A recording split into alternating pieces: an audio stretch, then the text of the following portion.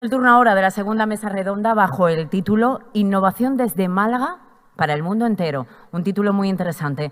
Una mesa para escuchar a representantes de diferentes empresas de nueva generación que hablarán sobre proyectos, sobre avances y también sobre novedades. José María Loma, en esta ocasión redactor jefe de La Opinión de Málaga, es el encargado de moderar esta segunda mesa. José María, cuando quiera puedes subir a este escenario.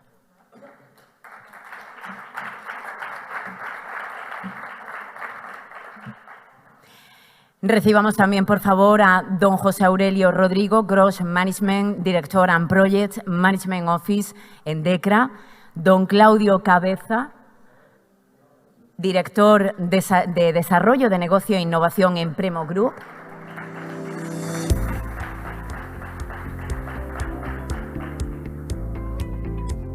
a don Bernardo Quintero, fundador y CEO de Virus Total y Security Ninja Manager en Google.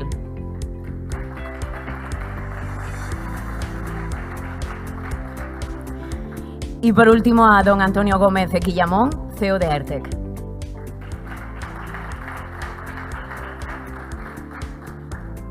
José Antonio, cuando quieras.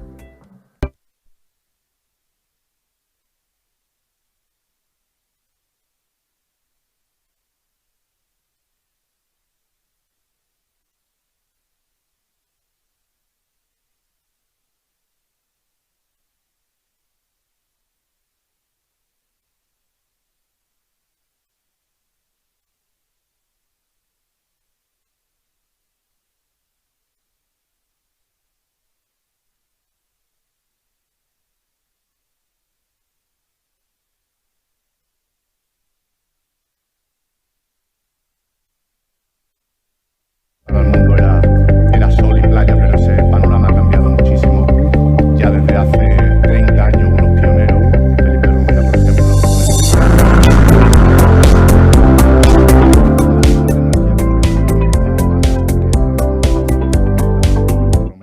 la noticia de la instalación de una nueva empresa en el PTA, la empresa Darwin, que se dedica al sector del coche y que se va a instalar y va a crear empleo prontamente. Estaba establecida en Oxford y en Glasgow. Bueno, nosotros vamos a ir a lo nuestro. Voy a empezar con las preguntas, aunque la verdad es que la pulsión periodística se me va a preguntar por una noticia que acabamos de conocer de que el ministro de Universidad abandona el Gobierno. Y en esta mesa anterior se ha resaltado mucho la importancia de la universidad. Castel abandona el Gobierno y la verdad es que también sería interesante someter a debate de muchas de las personas que están aquí cómo ha sido la política de este Gobierno en torno a la universidad, ¿no? Los representantes de Darwin han dicho hoy, por ejemplo, que uno de sus acicates para establecerse en Málaga ha sido la buena relación que pueden tener con la universidad. Yo hablaba antes con Bernardo Quintero que ahí podemos tener una oportunidad, pero también un problema con el cierto déficit de ingenieros que podemos tener. Bueno, muchas cuestiones. Vamos a empezar. Muchísimas gracias por estar aquí. Vamos a empezar con José Aurelio Rodrigo, aunque quería preguntarle en primer lugar por los ejemplos de innovación disruptiva que pueden darse en el mundo de la certificación. Sí, hola, buenas tardes. Gracias por la invitación. En principio, los nuevos desarrollos tecnológicos y las nuevas tecnologías de digitalización hacen que los productos que estamos viendo en la actualidad sean cada vez más complejos. Estos productos cada vez tienen más elementos electrónicos para aumentar la capacidad de control y sus funcionalidades. Tienen también capacidades de comunicación, está para todo el mundo de Internet de las cosas. También para poder controlarlos y para poder comunicarnos con ellos, aumentan también el software con el que cuentan para tener mucho mayor control por parte del usuario y también muchas mayores funcionalidades. Y además también tienen la capacidad de funcionar de forma autónoma, de tal forma que crean una serie de capacidades nuevas que antes no teníamos.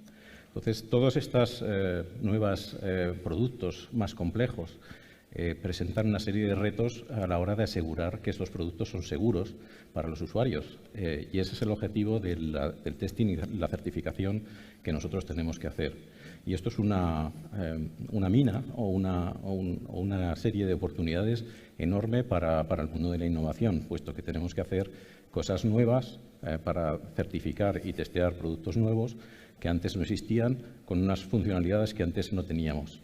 Entonces, ejemplos de innovación que nosotros estamos impulsando desde ECRA, en el mundo de ECRA, sobre todo en Málaga, son, pues, en principio, automatización y digitalización de nuestros procesos. A la hora de hacer ciertas pruebas, la única forma de llevarlas a cabo es automatizarlas, hacerlas de una forma automática, porque es necesario comunicarnos con una muestra que ahora, pues, genera una cantidad de datos tremenda, y la forma de comunicarse con el usuario es a través de un puerto de datos. Entonces, nosotros tenemos que poder conectarnos a esa muestra y poder hacer el testeo de una forma automatizada, porque ya no podemos tener a un operador detrás viendo lo que está pasando.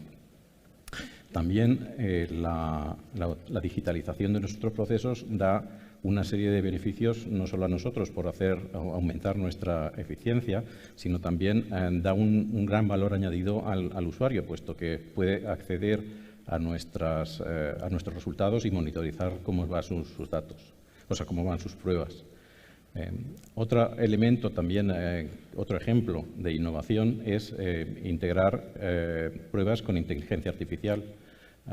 Hay una serie de dispositivos que la única forma de hacer pruebas con ellos es cuando tienes o 1000 operadores revisando los resultados o revisando los datos con un sistema de inteligencia artificial que sea capaz de establecer cuáles son las prestaciones del dispositivo. Por supuesto, cuando tenemos comunicación y capacidad de proceso, los vectores de ataque que pueden tener estos productos son tremendos, con lo que tenemos que hacer pruebas de ciberseguridad. Las pruebas ahora son fundamentales, no solo en dispositivos, pues, industriales, sino también comerciales, en consumo, médicos y, sobre todo, también ahora automoción. Todos vemos las películas en las que atacadores entran en los coches y pueden hacer bastantes cosas malas. Otra actividad que también supone innovación es aumentar nuestra capacidad de ensayos en tecnologías de comunicaciones, puesto que hay muchísimos tipos de tecnologías de comunicaciones, desde las celulares hasta las de Internet de las Cosas, que tienen que ser probadas y testeadas. Otro aspecto es la generación y la creación de esquemas de certificación, puesto que son productos y tecnologías que no existen ni siquiera estándares de testing. Entonces, tenemos que trabajar en ese sentido o bien con organismos industriales o asociaciones industriales, y también con empresas grandes, como el caso de Apple, Google o Amazon, a la hora de crear esquemas de certificación. Y finalmente, ahora con el mundo de la pandemia, hay otra necesidad que ha venido a incrementarse, que es la necesidad de hacer testing en remoto. Entonces, toda una serie de iniciativas para hacer que o bien la muestra no esté en nuestras instalaciones o el cliente no esté en nuestras instalaciones, pero sea capaz de monitorizar las pruebas, pues suponen una capacidad un aumento de las iniciativas de innovación. Muy bien. Pues para Claudio Cabeza tenía en primer lugar una pregunta, que era que nos diera algunos ejemplos de innovación disruptiva en el entorno del automóvil. Muy bien, muchas gracias por invitarme. El mundo del automóvil es donde Premo tiene más negocio estos días, y existe una disrupción que todos conocéis, que es la gran transición que se está produciendo hacia el coche eléctrico, que está cambiando completamente la industria de arriba abajo. La industria tradicionalmente se basaba en la fabricación de un coche de combustión. Un coche de combustión tiene un escandallo de partes como mínimo unas 30.000 piezas en total, y claro, era una industria donde, bueno, sigue siendo, pero está haciendo transición, donde se basa mucho en los 3 niveles de proveedores que hay. Nosotros somos un proveedor de nivel 2, y la marca no construye las 30.000 piezas, la marca subcontrata muchos ensambles y muchas piezas, y entre todos pues somos capaces de construir todo el volumen de coche que se hace. La transición al coche eléctrico, un coche eléctrico no tiene tantas piezas, es una cosa mucho más simple. Por poner una comparación, un coche de combustión lo puedes comparar, sobre todo el motor de gasolina, como un reloj de cuco, y un coche eléctrico es poco más que un Scalextric, ¿vale? Entonces, esa simplificación introduce una disrupción muy radical en toda la cadena de suministro y en cómo esa industria está funcionando.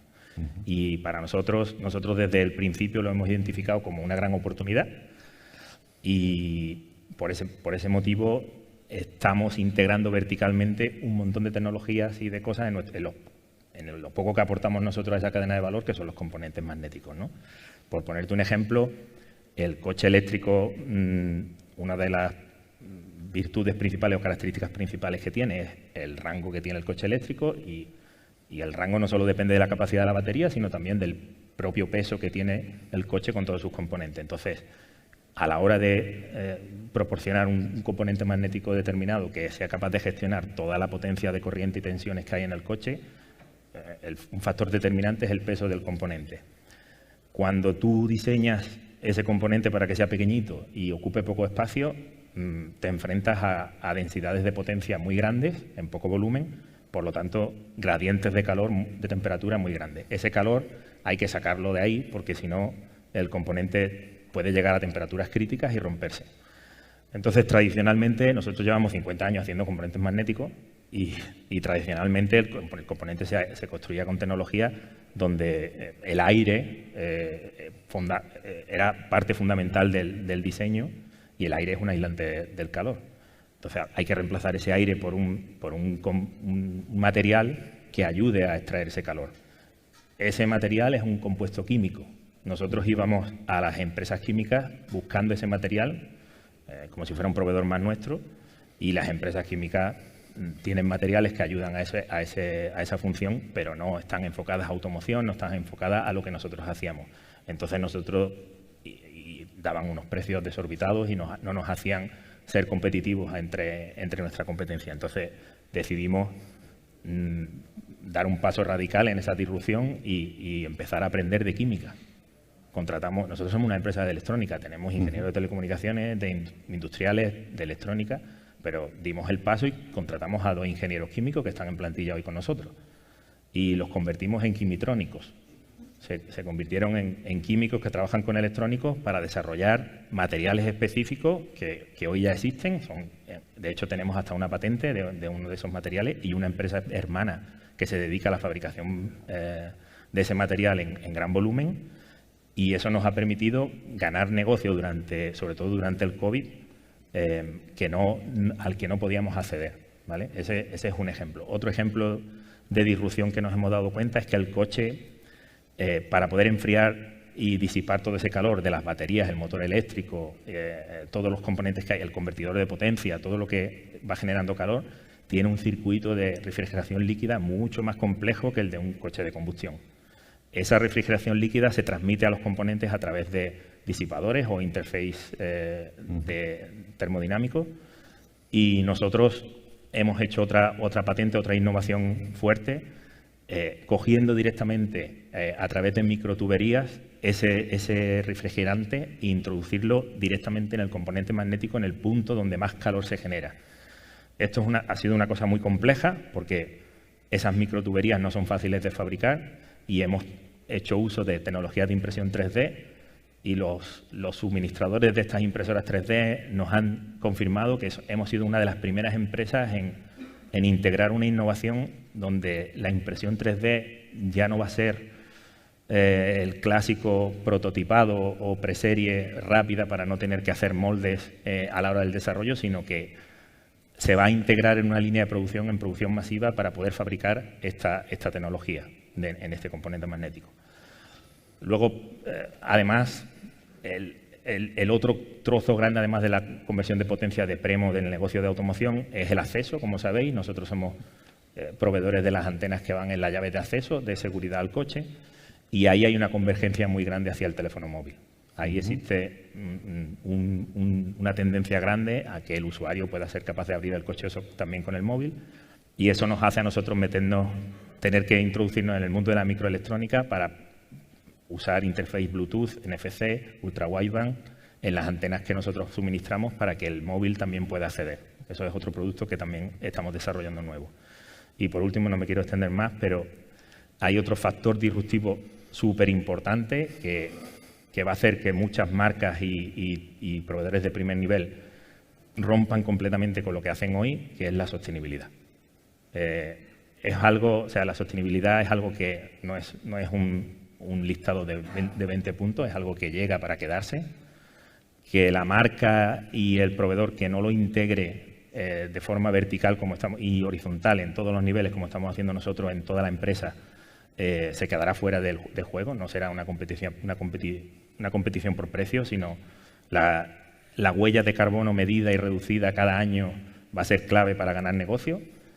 Y nosotros, desde el año pasado, ya tenemos eso como factor estratégico, como primera prioridad, y en mi departamento, en la parte de diseño, desde el principio ya estamos diseñando componentes magnéticos con esto en la cabeza para que la gran cantidad de plásticos, metales, materiales que se usan en el coche hoy dejen de ser elementos no reciclables que provienen del petróleo y entren en la economía circular, y una antena que hoy tiene el 100% de los materiales de ese tipo pase a ser algo que no afecta al medio ambiente.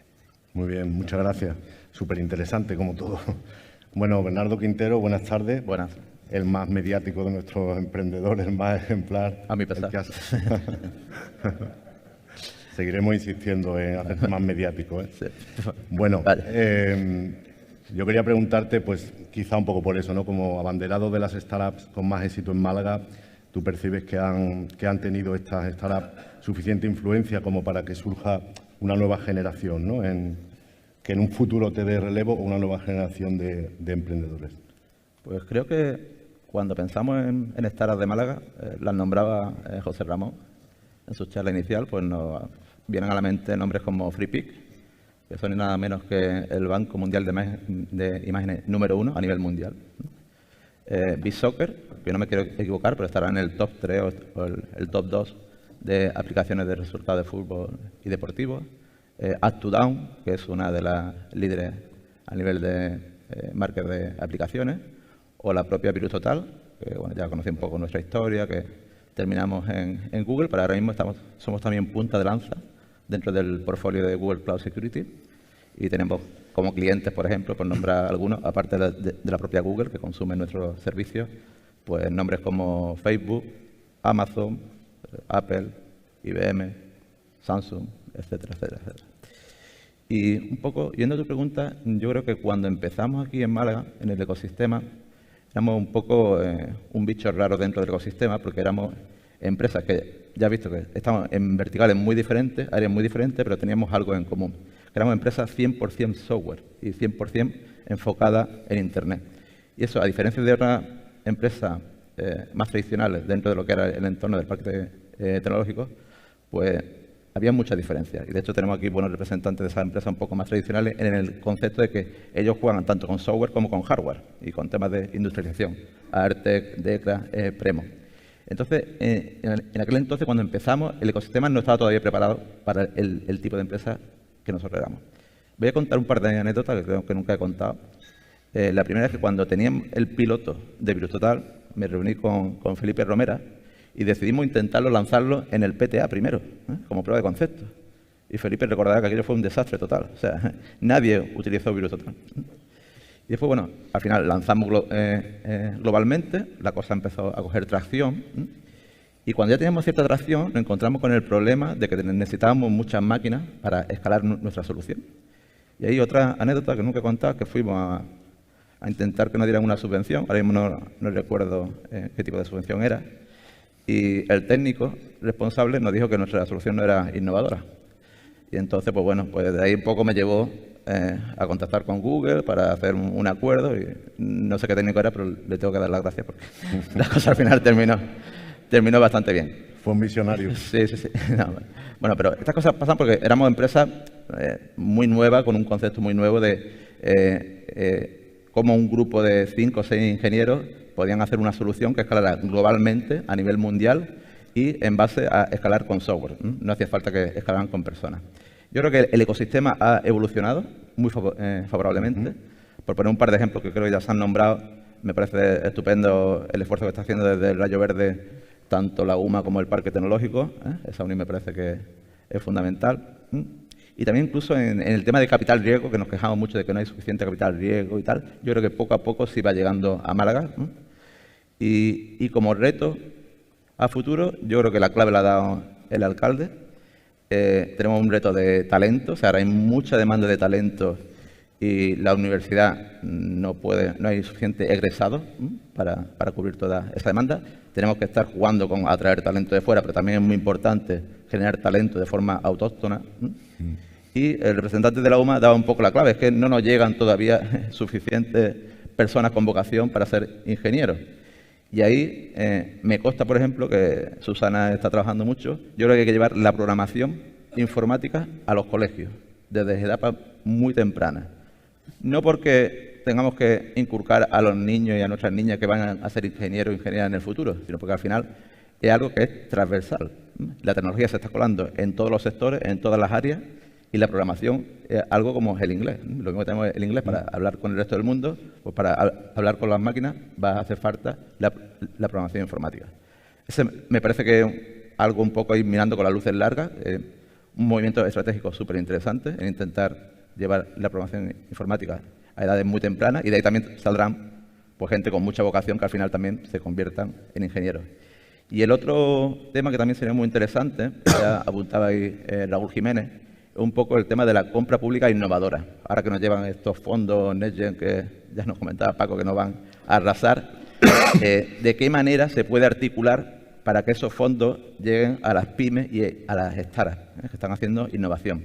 Porque más que le lleguen ayuda directa, yo creo que es mucho más interesante darles trabajo, darles proyectos sobre los que trabajar, ¿vale? Entonces, eso me parece que son dos líneas muy interesantes a trabajar en el futuro. Y en cuanto a tu pregunta concreta, si tenemos relevo, yo creo que ahora mismo tenemos un ecosistema que es mucho más favorable a este tipo de startups. Por lo que yo conozco, los nuevos emprendedores tienen mucha mejor formación que cuando empezamos nosotros, así que no tengo ninguna duda que va a haber un relevo de nuestra generación, incluso seguro nos van a superar. Esperemos. Muy bien, gracias. Bueno, Antonio Gómez Guillamón también, bienvenido, gracias. ¿Considera demasiado rígida la normativa europea para poder innovar en materia aeronáutica? O sea, ¿requiere cambios? Bueno, ante todo, ¿se me oye bien? Sí.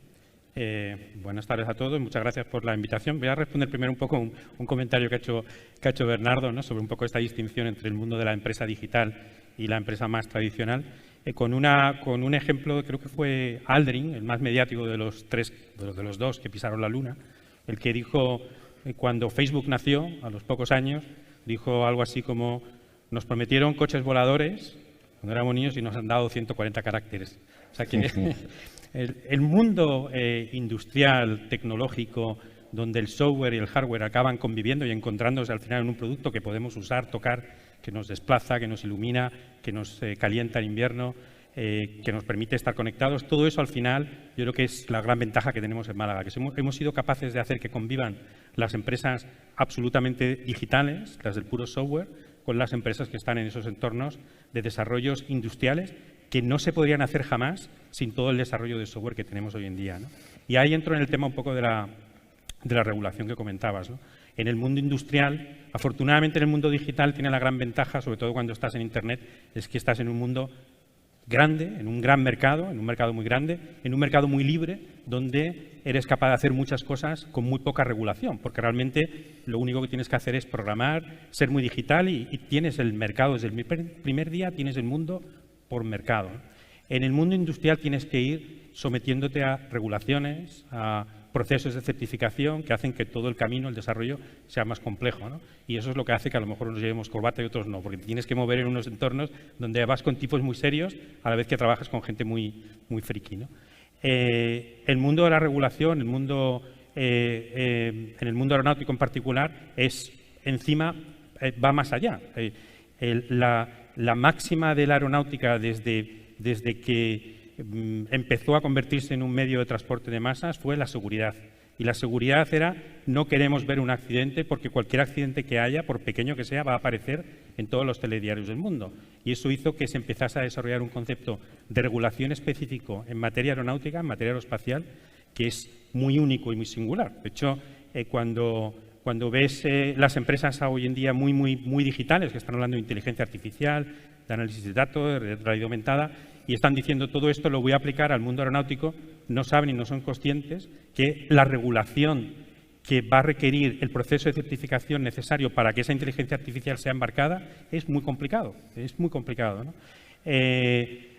Cuando ya nos vamos encima a sociedades más conservadoras, la europea es una sociedad muy conservadora, se ha vuelto muy conservadora, la aversión al riesgo en Europa es muy alta, España es un país totalmente europeo, con lo cual nos sumamos a esa corriente, hace que la regulación en Europa en materia aeronáutica, cuando están naciendo nichos emergentes de un gran potencial, de mercados muy grandes, con una necesidad de innovación y de atracción de talento y de capital muy importante y donde hay que correr, porque el time to market es muy importante, la regulación puede convertirse, si eres demasiado conservador, si tu aversión al riesgo es demasiado alta o tu tolerancia al riesgo es demasiado baja, bueno, pues puede convertirse en un freno para el desarrollo de estos grandes mercados, ¿no? Hay, por ejemplo, uno, de hecho, La Opinión publicó una entrevista durante el foro Moving, fue José Vicente, muy bonita, era un poco enmarcada en lo que era la Urban Air Mobility, es un nuevo segmento de aeronáutico que se está abriendo, que está corriendo mucho. Bueno, pues yo en esa entrevista le comentaba, me preguntaba, ¿pero cuándo veremos estos aparatos volar en diferentes puntos de la ciudad? Y digo, bueno, pues tardaremos, pero tardaremos sobre todo por la regulación, no por la tecnología. Y lo veremos antes en China o en Estados Unidos y más tarde pasarán unos años más para que lo veamos en Europa. Y la razón no será porque la tecnología aquí llegue más tarde, la razón será porque la tecnología aquí estará frenada por esa sobreregulación que podemos llegar a atender. De hecho, les ponía un ejemplo, me gusta poner un ejemplo muy claro. La precursora de la Urban Air Mobility ya está, son los helicópteros que aterrizan, lo vemos en todas las películas americanas, que aterrizan desde una cubierta de un edificio y llevan al tipo, al empresario, al quien sea, lo llevan a otro sitio, ¿no? Si te vas a Sao Paulo, verás un montón de helicópteros volando de una cubierta de un edificio a otro. En Nueva York también los ves un poco menos. En Europa no verás ninguno. El helicóptero existe, la tecnología está ahí y es madura, pero la regulación hace que en Europa esto no se pueda dar y en Brasil, por ejemplo, sea casi algo absolutamente normal. La regulación tiene que adaptarse a los tiempos y en la regulación, si no se adapta al tiempo y se adapta a la tecnología de una forma más ágil, hace que nuestros países más reguladores pues perdamos el tren de la tecnología y acabemos aceptando la tecnología de aquellos entornos donde ha sido capaz de nacer y desarrollarse. Muy bien, muchas gracias. Seguro que entre vuestras virtudes está la capacidad de síntesis. Nos quedan 4 minutos y tengo una pregunta para cada uno. A ver, ¿qué Bueno, ¿por qué DECRA eligió Málaga para establecer su hub global de desarrollo tecnológico? Sí, bueno, al principio, cuando DECRA compró la empresa original, que era, como bien ha dicho Felipe Romera, CTCom, AT4 Wireless, pues ya sabía lo que estaba comprando. No solo compraba una capacidad que iba a ser complementaria con las actividades de negocio que ya tenía DECRA, sino que además estaba inmersa en un entorno en el que pues había una serie de profesionales muy bien cualificados y muy bien preparados, dispuestos a entrar en el mundo internacional, porque ya lo estábamos. También había una buena conexión con la universidad, como también bien ha dicho José Francisco, en el que prácticamente todos los empleados que ha habido durante pues, las 2 décadas de la empresa han empezado desde la universidad siendo becarios y siendo ya los empleados de la empresa. Más cosas es la buena relación con el parque tecnológico y la existencia de otras empresas con las que hemos podido trabajar conjuntamente, y el parque nos ha ayudado a tener nuestra pista de coche conectado, que es lo que también nos ha ayudado a tener elementos innovadores. También la capacidad y la buena comunicación que tiene Málaga con el resto del mundo, al ser un objetivo turístico, pues tiene una capacidad pues, para poder transportar personas a todos los centros importantes europeos, americanos y asiáticos. Y también pues, la alta calidad de vida que hace pues, que pueda atraer gente, talento de otras localizaciones. Por ejemplo, yo no soy de Málaga y fui atraído por la calidad y sobre todo por la el reto que era el proyecto de DECRA y de T4 Wireless. En suma, todas esas actividades ha hecho que haya también una serie de capacidades de I+D que para DECRA ha sido un plus y ha sido uno de los elementos diferenciales por los que ha querido establecerse aquí. Y sigue creciendo, porque ahora mismo hay 2 o 3 centros más de DECRA que va a estar estableciéndose en los próximos meses. Ya se han establecido y van a seguir estableciéndose. O sea, vamos a crecer. Muy bien. Últimas novedades en la crisis de los semiconductores. No vean, No es una oposición. A ver, el tema se va a resolver a lo largo del año que viene, por lo que nosotros vemos. A lo largo de todo el año que viene, los plazos de entrega se van a ir reduciendo y todo el mundo piensa que en 2023 estará prácticamente resuelto. El principal motivo es una fábrica de semiconductores. A día de hoy es la fábrica más compleja que se puede construir, de gran volumen de piezas. La inversión mínima para una línea de producción completa de tecnología moderna de semiconductores son 10.000 millones de dólares y de ahí para arriba. Y no se monta en 3 días. Es algo bastante complejo. Y las 3 grandes han reaccionado, Intel, Qualcomm y TSMC en Taiwán, y están montando fábricas en distintos sitios, pero no van a estar listas a pleno rendimiento hasta 2023. Esto es en líneas generales, a grandes rasgos. Nosotros lo que estamos viendo en el día a día y cómo se está recuperando es con mucha actividad de ingeniería. Por ponerte un ejemplo, nosotros trabajamos muy codo a codo con una empresa danesa, que es una empresa pequeñita, que son ingenieros electrónicos, es una consultoría electrónica muy potente, son 14 ingenieros. Vienen de Lego. Fueron los creadores del juguete robótico de Lego, que se salieron de Lego y se enfocaron solo a la electrónica. Lego es su principal cliente, pero ellos con las mismas antenas que nosotros suministramos a la llave del coche, que es capaz de posicionar en 3D alrededor del coche al usuario cuando va a acceder, pues ellos han construido un sistema con toda la electrónica, todo el hardware y todo el software, que permite hacer tracking de objetos o de las manos en tiempo real de forma muy rápida. Esto ellos lo han hecho con unos semiconductores, unos conversores analógico digital y unos microcontroladores específicos que estaban disponibles antes del COVID sin ningún problema. ¿Y qué ha pasado? Pues que con nuestra ayuda y nuestra promoción han tenido éxito, están trabajando con las 5 grandes, con Google, con Facebook, ahora con el metaverso, pues tienen una actividad brutal, porque quieren integrarlo en sus sistemas de realidad virtual, pero no tienen chips para poder fabricarlo. ¿De qué tienen que tirar? Pues de mucha ingeniería, de reingeniería de código para poder volver a hacer el sistema con otro semiconductor que esté disponible en stock en algún sitio. Es la única salida que tienen, porque no pueden acceder a comprar nuevos, porque no hay, el plazo de entrega son 50 semanas o incluso más. ¿Cuál es la conclusión nuestra de todo esto? Que el hardware de este tipo, en las cadenas de producción de automóviles pasan cosas parecidas. Se paran coches en producción y sin salir a término, porque a lo mejor el controlador que enciende las luces, que es un microprocesador muy simple, de 8 bits, lo más simple que hay, pues no está disponible y no pueden montar el coche. Y el coche se queda parado sin poder encender las luces y sin terminar la línea de producción. Entonces, desde nuestro punto de vista, la estrategia a futuro no es solo lo que están haciendo las 3 grandes, sino que debe haber una apuesta fuerte por el hardware libre, abierto, con iniciativas como la RISC-V, que permitan rápidamente cambiar un diseño de un sitio a otro y no depender de una marca, de un modelo o de un microprocesador en concreto. Por eso nosotros, desde el Instituto Ricardo Valle, estamos involucrados por impulsar ese desarrollo en RISC-V con la tecnología microelectrónica. Muy bien. Bueno, Bernardo, Antonio, tenemos el tiempo ya pasado, muy tasado, lo estáis viendo, pero me gustaría algún titular, alguna pincelada, novedades en el entorno de la ciberseguridad, aunque sea muy brevemente, y en novedades también en el sector de la aviación, en este entorno de la crisis medioambiental, ¿no? Vale, por un par de conceptos. Yo cuando empecé con 14 años, hice mi primer antivirus, yo estaba enfocado en proteger los ordenadores, los sistemas. Hoy día seguimos con ese enfoque, pero yo creo que hay un concepto muy interesante que es el de identidad digital.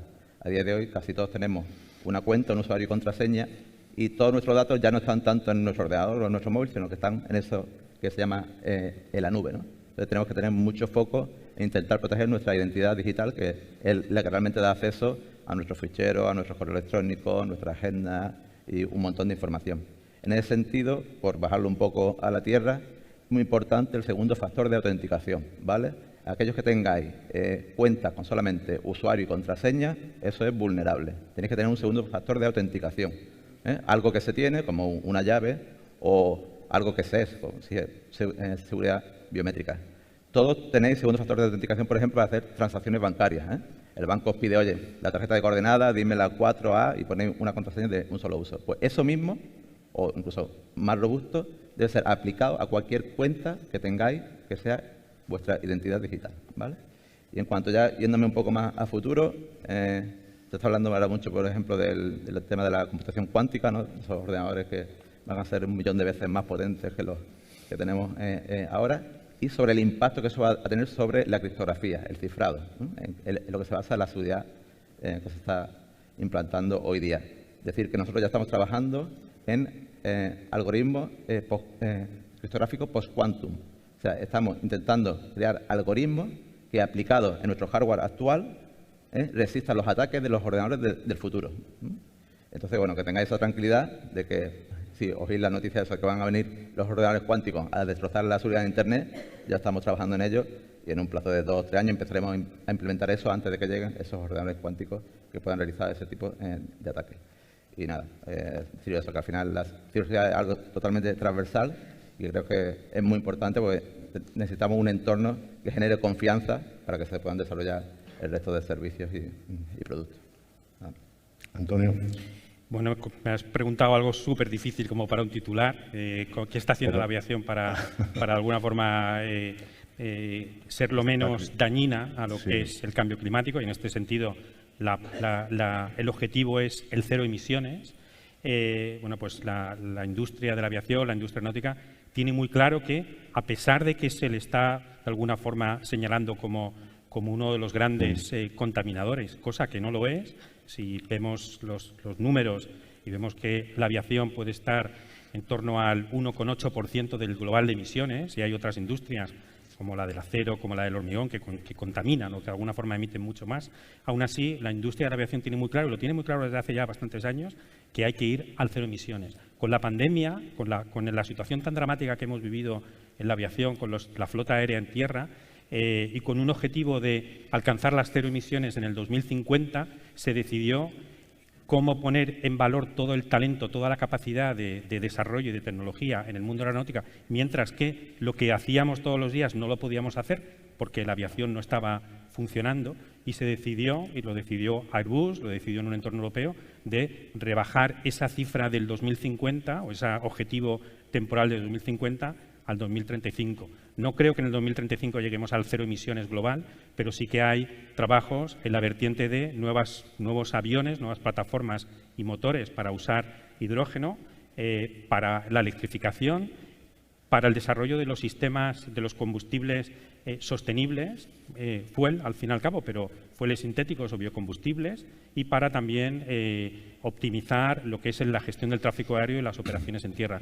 Hay líneas de investigación en los 3 campos y hay todo ahora mismo un enfoque de toda la industria, y de todo lo que puede ser la colaboración público-privada para que el objetivo de 2035 de una aviación cero emisiones sea una realidad. Y lo será además posiblemente antes de que muchas de las infraestructuras que se quieren construir para cancelar rutas de aviones sean capaces de amortizar el gran, digamos, coste medioambiental que tiene esa construcción de infraestructura. O sea que casi mejor invertir en aviación, que es lo más sostenible en el futuro, que invertir en otro tipo de infraestructuras para sustituir la aviación, que nunca será una buena idea. Muy bien, pues muchísimas gracias a los 4. Damos por concluida esta mesa. Gracias.